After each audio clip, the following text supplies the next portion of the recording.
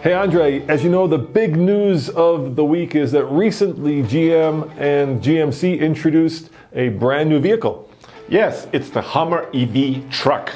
And you know, there's one number that really stood out. Oh, was it the 1,000 horsepower? No, that's a lot, but that's not the number. 11,500 pound-feet of torque. No, I think that's a weird number. And if you like take a Civic and you measure torque at the smallest gear in its transmission, you'll get a huge number like that. No, that wasn't the number either. Oh, it was probably 16 inches of ground clearance. No, the number that stood out was $112K, as in the price of the Hummer EV. Yeah. We were wondering like which manufacturer would be the first to build a 100K truck, and now we know. And this is a starting price, by the way. A lot of people out there said that it starts at 80,000. No, that's not true. GMC said it's going to be starting at 80,000 in 2024. Yeah, they looked at that $100,000 mark and put it in its rearview mirror and just kept on going. So my question to you guys is, did American manufacturers forget how to build an affordable truck? Are we wrong? All right, Andre, so kind of fill me in on the Hummer. Dude, General Motors basically threw the kitchen sink and the space shuttle and the lunar lander all into one. I mean, this is a technology showcase. It's a crew cab truck.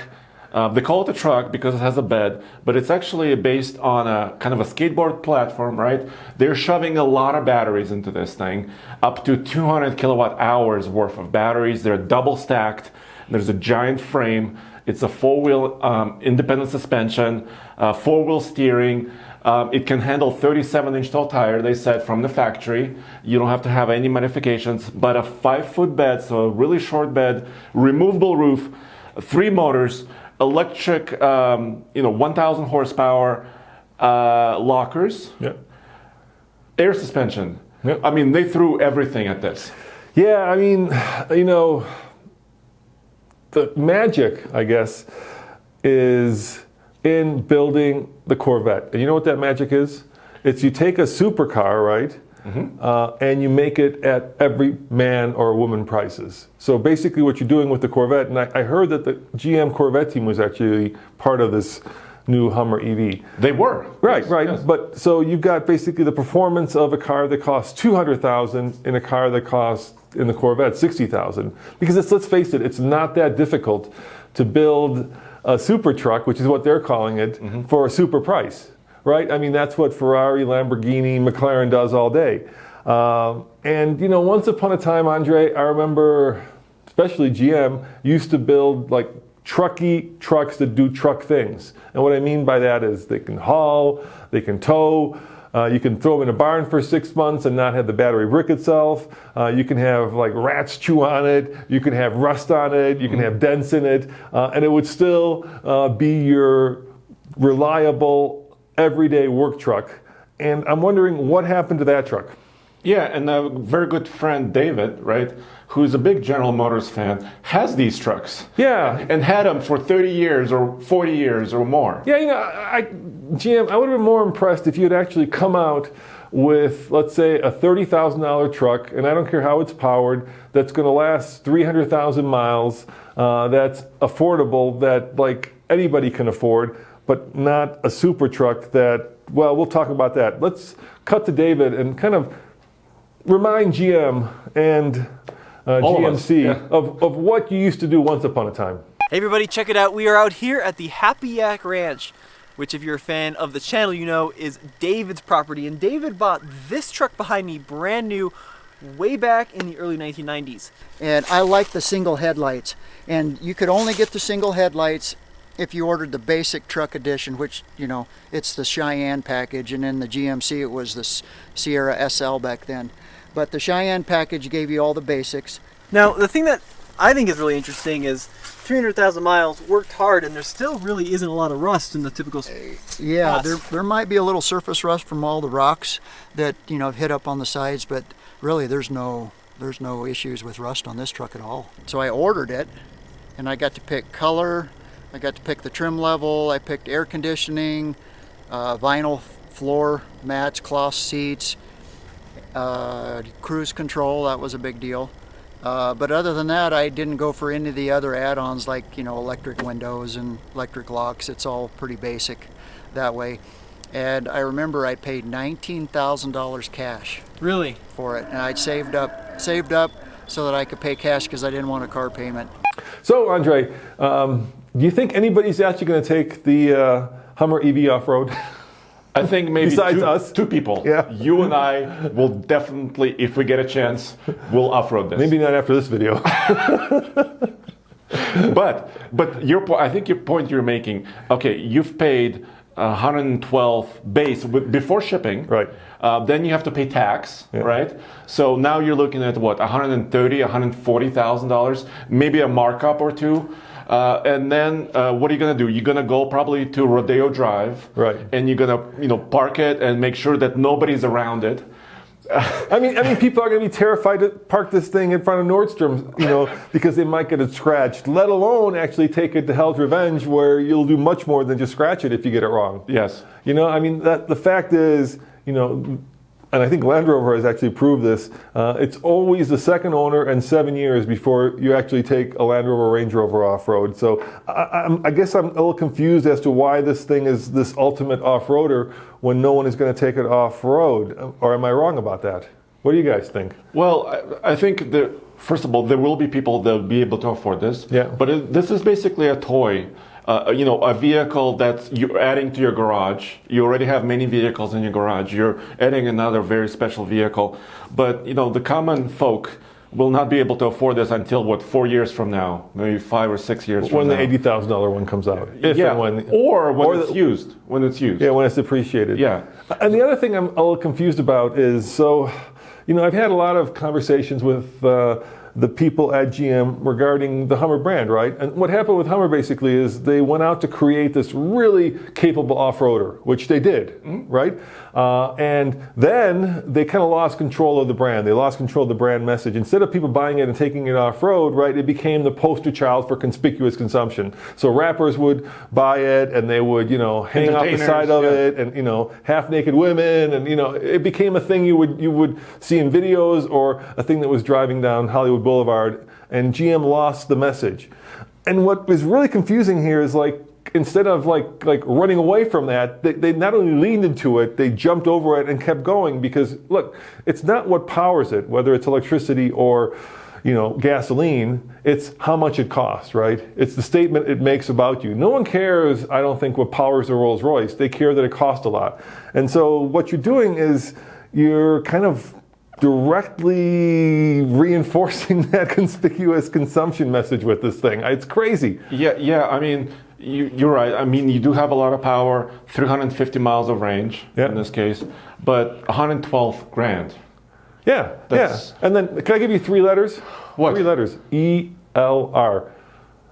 What's that? I thought you were going to say WTF. No, not WTF. Which, by the way, what does that stand for? Watts to Freedom. It's a new mode. WTF. That says GM Marketing came up with this term for the maximum acceleration mode, 0 to 60 in 3 seconds. So I have a guilty pleasure, which is the Cadillac ELR. And if you recall, the Cadillac ELR was basically a rebranded Volt that cost almost twice as much.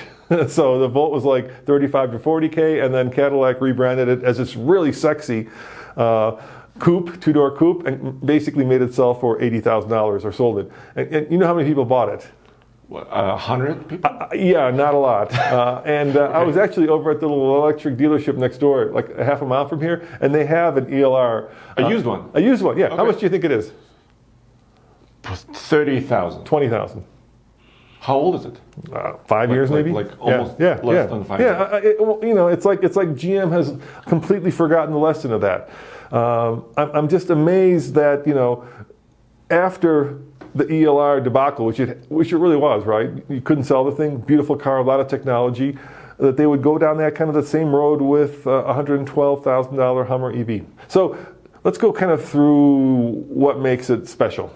Yeah, and also what makes it costly? Yeah. Right. We already mentioned a lot of it. So air suspension, independent suspension, batteries cost a lot. Right. Right. Battery technology, and basically GM is working with LG. Right. They partnered together.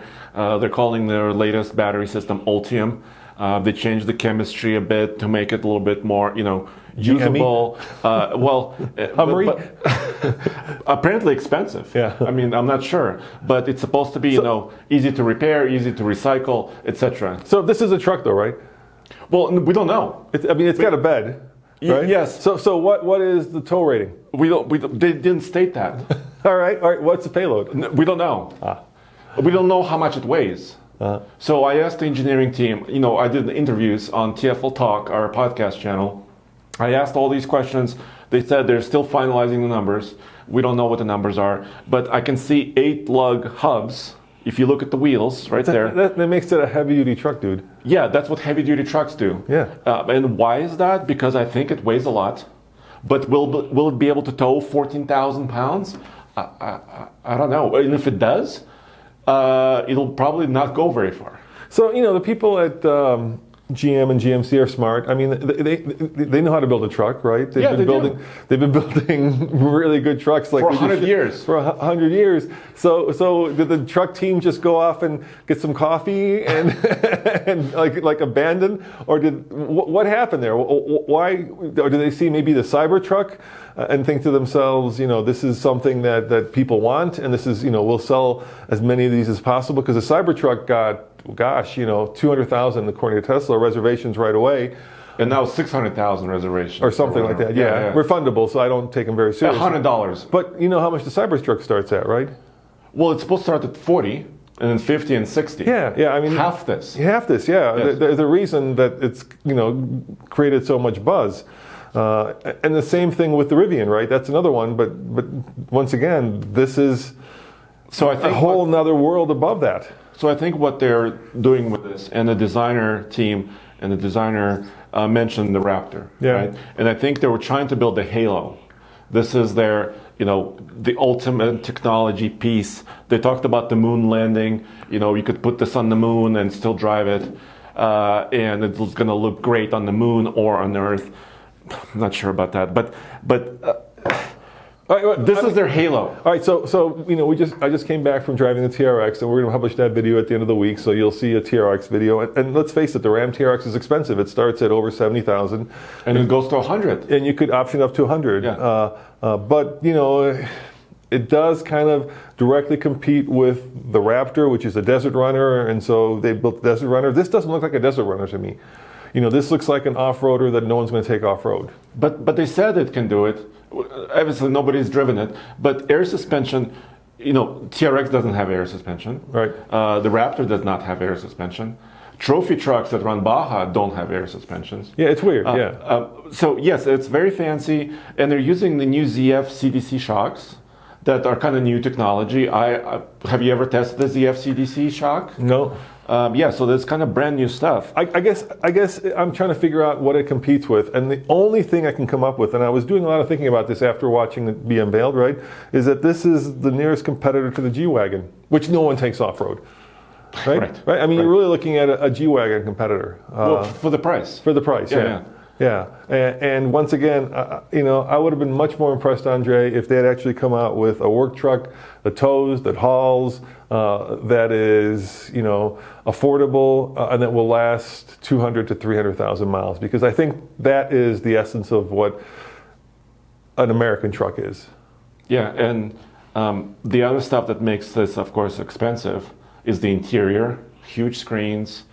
Self-driving. Yeah, that's also kind of confusing. I mean, do they want to be in the iPhone business, or do they want to be in the truck business? Right, removable roof, that makes it expensive. It's a little bit more complicated to design and all that stuff. So then you could kind of say it's trying to compete with maybe a Jeep Wrangler or the new Bronco, but it's twice as expensive as either of those. Yeah, absolutely. You could buy 2 fully loaded Broncos for a price. Yeah, I think we've hammered this. I don't want to, beat a dead horse, but I guess the question that we have for you guys is: are we wrong? Are we crazy to be sitting here wondering what happened to the affordable American truck, and why is GM building what looks to us, at least from this angle, a plaything for super rich people? I don't know how else I would, and I love the G-Wagon, don't get me wrong. I love the G-Wagon. It's ultimately off-road capable. But let's face it, this is the vehicle for the Kardashian. This isn't the vehicle, that built GM, right? This isn't the vehicle that David has sitting in his ranch. Right. This is the vehicle that, that a lot of wealthy and famous people, aspire to, but not that, people who haul and tow for a living will ever use. Yeah, so, construction workers and the rest. Yeah. I mean, the guys. We do a series at TFL. What trucks do real cowboys drive? What trucks do real ranchers drive? I'm not sure I'm ever going to see a Hummer EV being driven by one of these folk. Well, maybe the guy who owns the King Ranch. No, Yeah, that's exactly. That's the fourth. You're mixing metaphors there, Andre. You're mixing brands. Wouldn't that be funny? The guy who owns the King Ranch drives a Hummer EV. The final point is it's not just GM, right? Or the gal who owns it. It's not just GM though, Roman, right? We said all manufacturers, right. Because if I was to configure a new crew cab four-wheel drive F-150 XL, that's over 42 grand, right? If I was to configure a brand new Ram truck, that's once again over 40 grand. It's all of them. Yeah. I mean, guys, with what's happened recently with COVID, and I don't think you have to be a brain surgeon to understand this, our government is printing money like toilet paper at this point. And whenever that happens, there is a price to pay, and the economy pays it. So it seems like incredibly awkward timing to be coming out with the most expensive American truck ever, when I think we're heading into some turbulent economic times. Maybe I'm wrong, maybe we're going to be, living through the days of wine and roses, and we'll all be driving Hummers. electric Hummers. By the way, we've owned the Hummer. Yeah. You bought an H2. And you own it now. I love Hummer. I bought it from you. Yeah. And it's great. I'm still using it every week. Yeah, and we tried to actually show that it was actually good off-road because of what happened, right, initially, which was that everybody thought that this was just, a poster child for people with way too much money and not enough sense. And here we are again. It's just a little baffling. So, guys, let us know what you think in the comments below. I'll say it one more time. Are we wrong?